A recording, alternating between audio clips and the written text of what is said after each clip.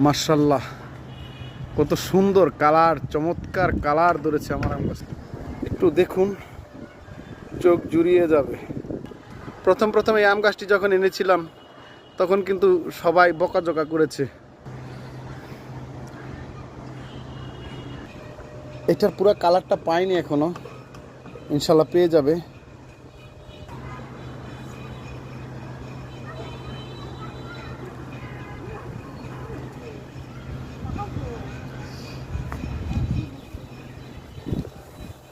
সত্যি বিশ্বাস করা যায় না, ছাদের উপর যে এত সুন্দর আম গাছ রোপণ করার পরে এত সুন্দর আম ধরে, এটা আসলে আমার বাসার এগুলো না দেখলে বোঝা যাবে না।